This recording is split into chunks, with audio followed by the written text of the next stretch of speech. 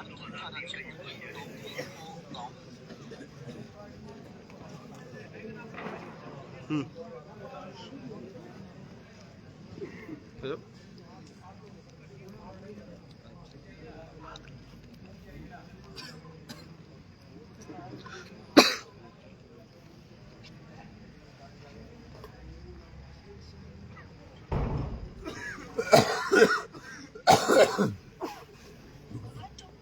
चालू कर दिया।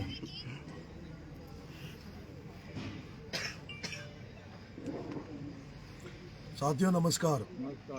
जैसा कि चुनाव अपने परवान पर है और अब जब चुनाव परवान पर है तो अब नेता अपने रंग में भी आने लगेंगे और कुछ नेता जो आज तक षड्यंत्रों के माध्यम से, पैसे के माध्यम से, धन बल और बाहुबल के माध्यम से चुनाव जीतते थे, वो उसका प्रयोग करने में हिचकिचाहट नहीं रखेंगे। मैं सबसे पहले तो मित्रों, जो आज हम जब सारथल की तरफ अपने दौरे पे गए तो मैं एक गांव में पहुंचा, डोगरी खो। और डोगरी खो में मैं जब गया तो ये गांव पूरा लोधा समाज का था। लगभग 250 वोट इस गांव में थे।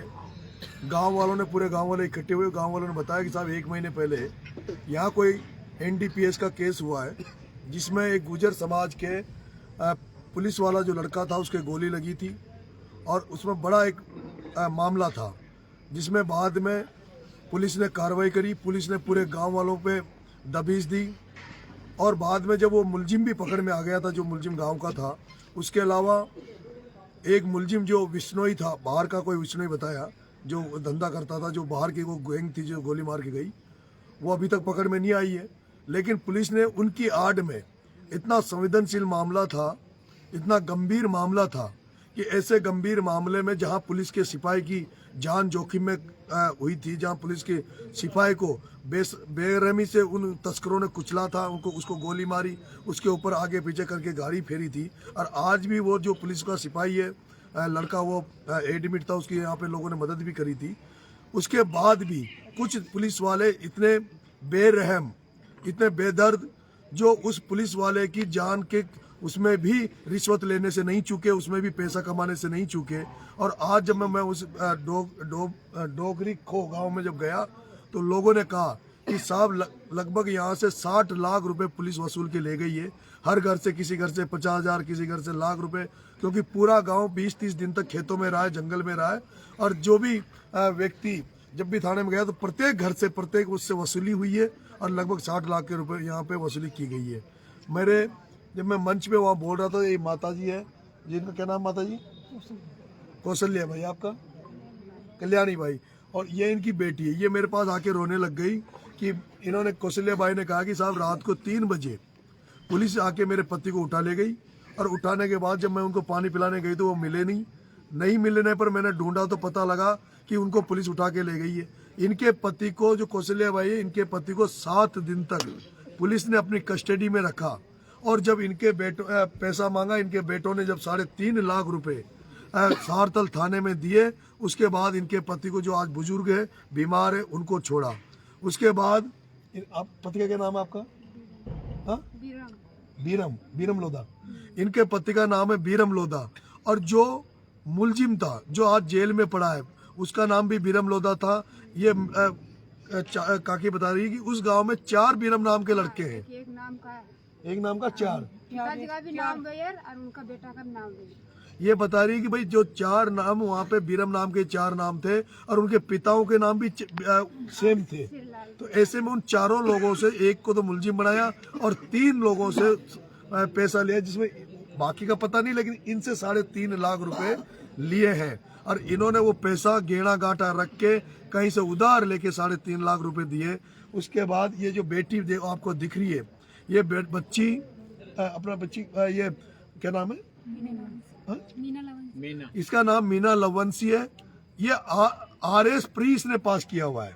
इसने RS प्री पास किया हुआ है, सेकंड ईयर में बेटी। अब आप देख लो, जो बच्ची सेकंड ईयर में है, उसके बावजूद इसने RS प्री पास कर लिया, नौकरी लगने का सपना देख रही है। इसके 2 भाई छोटे हैं जो फर्स्ट ईयर में पढ़ते हैं। तुम बताओ बेटी, क्या कौन से पढ़ते हैं? फर्स्ट ईयर में दोनों फर्स्ट ईयर में। कहाँ पढ़ते हैं वो? जलावाड़। जलावाड़। इसके 2 भाई हैं इकलेरा। हालात ये हो गई जिस तरह से 3.5 लाख रुपए पुलिस को देने के लिए इन्होंने पूरे गेणे गांठे पूरे परिवार की संपत्ति को पुलिस को दे दिया। आज ये बेटी जो आरएस बनने जा रही थी, जो नौकरी लगने का सपना देख रही थी, वो सब कुछ छोड़ के घर बैठी है। इसने बेटी ने ये कह रही थी कि मैंने तो मेरे घर वालों को ये भी नहीं बताया कि मैं आरएस में पास हो गई, क्योंकि ये ऑलरेडी इतनी टेंशन में थी। इसके बच्चे इसके जो 2 भाई है जो बेरोजगार, जो लड़के फर्स्ट ईयर में पढ़ते थे, उनको इन्होंने मजदूरी पे भेजा है। कहाँ भेजा आपने अभी? मेहनत करता पर इकलेरा। 2 बच्चे जो फर्स्ट ईयर में पढ़ते थे, उनको इन आंटी जी ने कहा कि हमने उनको भी मजदूरी में भेज दिया, हमारे पास खाने के भी पैसे नहीं है। आज हालात ये है कि इस आचार संहिता के तहत हमें भी मजबूर कर रखा है कि चुनाव आयोग ने कि हम इस समय जब तक चुनाव होगा तब तक हम किसी की आर्थिक मदद कर नहीं सकते। अगर हम कोई भी प्रलोभन किसी मतदाता को नहीं दे सकते, इसलिए हम आज मजबूर हैं, इनकी मदद हम नहीं कर सकते। लेकिन दुर्भाग्य की बात है कि किस तरह से पूरे गांव को लूटा गया, पूरे गांव को दुख दिया गया।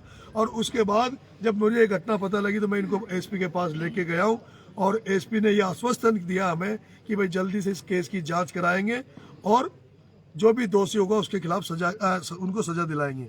लेकिन मैं मेरी इस लाइव के माध्यम से ये कहना चाहता हूँ, क्योंकि हर आदमी ये चाहता है कि चुनाव हमारा शांतिप्रिय रूप से हो जाए, हम ऐसा कोई काम नहीं करें जिससे चुनाव में विघ्न हो। इसीलिए आज मैंने शांति से एसपी को जाके ये पूरा मामला बता दिया है। अब एसपी क्या कार्रवाई करे ये एसपी का हेडेक है, पुलिस का हेडेक है।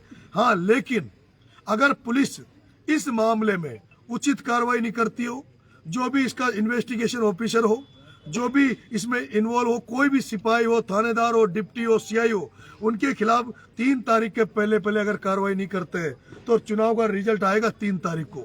और 3 तारीख को जब चुनाव का रिजल्ट आएगा तो हम सब लोग रिजल्ट सुनने 12 में जाएंगे, और 12 में रिजल्ट आने के बाद चाहे हम चुनाव हारे या जीते, एक तो इन दोनों माँ और बहनों को इनको न्याय दिलाने के लिए मैं चुनाव वहां से निकलते पोलिंग बूथ से कलेक्ट्री का घेराव करूंगा 3 तारीख को। ये मैं आपसे कह देना चाहता हूं।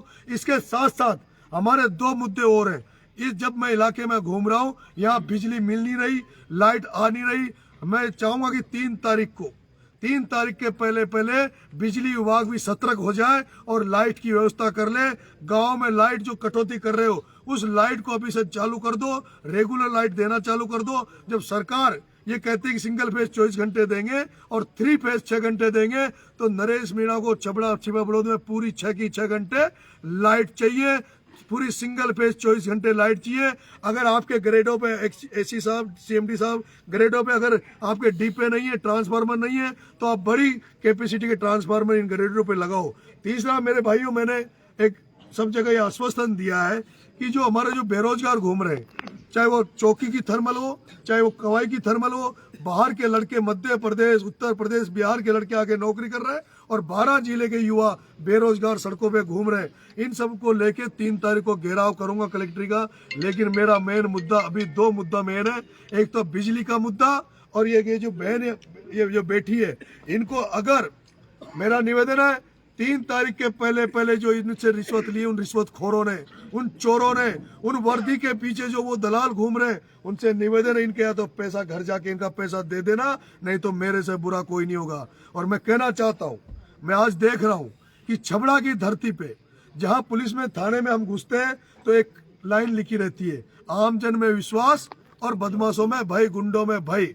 लेकिन यहाँ उल्टा हो रहा है, यहाँ ये लग रहा है कि आम जन में भय का माहौल है, और गुंडों में, दलालों में, नेताओं के एजेंटों में, उनमें विश्वास की भावना है। उनको ऐसा लगता है कि हम जनता को जितना लूट सके, जितना खून चूस सके उतना खून चूस सकते हैं, जनता को लूट सकते हैं, हमारा कोई कुछ बिगाड़ने वाला नहीं है। और मैंने इनके गांव में देखा है, इनके गांव में भी जो पुलिस ने पैसे वसूल किए, उनमें भी कोई न कोई दलाल थे। और इस तरह के दलाल अफीम के नाम पर, बैंकों की केसीसी के नाम पर, यहाँ हजारों की संख्या में सफेद कपड़े पहन के दलाल घूम रहे, नेताओं के कपड़े पहन के दलाल घूम रहे।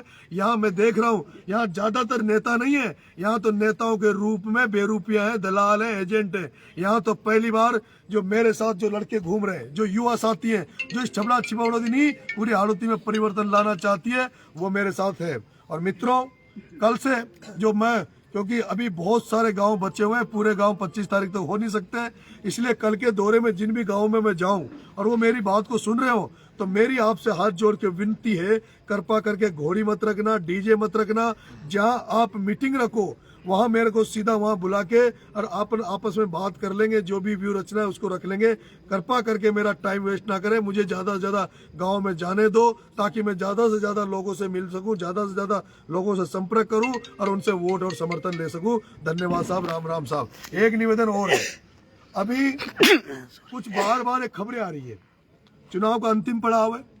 कुछ लोग, हो सकता है मेरे भाइयों, हमारे कार्यालय पे भी हजारों लड़के रहते हैं, कोई भी कार्यालय पे दारू पी के शराब पीकर अगर आ जाए तो उसको सीधा थाने में बंद करा देना। कोई भी इस कार्यालय पे शराब पी के दारू पी के अगर कोई दिख गया तो उसको सीधा थाने पे बंद करा दो। कोई भी मेरे नाम पर उठाईगिरी करे, गुंडागर्दी करे, किसी को नाम ले, मेरा नाम लेकर, तो उसको सीधा मेरे भाइयों फोन करके जहां भी पता लगे कि इस गांव में कोई आदमी आपका नाम ले रहा है, इस तरह का व्यवहार कर रहा है, उसको तुरंत प्रभाव से पुलिस को सूचना दो और उसको गिरफ्तार कराओ। ये मेरी खुली छूट है, ये मेरी खुली छूट है। क्योंकि मैं जानता हूं मेरे कार्यकर्ता, मेरे कुछ चाहने वाले लोग तो भीख मांग रहे हैं, लोगों के हाथ जोड़ रहे हैं, लोगों के दंडवत हो रहे हैं, लोगों के पैर पड़ के वोट मांग रहे हैं। मेरा कार्यकर्ता किसी को ना तो गाली दे सकता है, ना मेरा कार्यकर्ता दारू पी के किसी के दरवाजे पे जा सकता है। ये जो भी करेंगे, क्योंकि यहाँ ये ऐसा पहले भी हुआ है। एक बार राजभा लड़ी थी 2013 में, तब इस प्रताप सिंह सिंघवी ने अपने गुंडों को भेज के और कुछ उल्टे सुल्टे नारे लगवाए थे, उल्टी सुल्टी वो करवाई थी हरकतें, और उसके बाद वो चुनाव बदल गया था। ये मेरे चुनाव को, अपने चुनाव को भी इस तरह की बिगाड़ने का प्रयास करेगा। इसलिए आम जनता से निवेदन है, आपका बेटा सेवा करने आया, आपका बेटा बदमाशों का इलाज करने आया, आपका बेटा दलालों का इलाज करने आया, आपका बेटा ये जो भ्रष्ट पुलिस वाले, भ्रष्ट तहसील में बैठे ये जो भ्रष्ट कर्मचारी है, ये जो भ्रष्टाचार कर रहे हैं, इनका इलाज करने आया है। आपको लगे कि आपका बेटा आपकी अपेक्षाओं पे खरा उतरेगा, आपका बेटा आपके विश्वास पे खरा उतरेगा, तो मुझे वोट देना, नहीं तो फिर आपकी मर्जी, जिसको चाहो जिसको एमएलए बनाना। धन्यवाद, राम राम।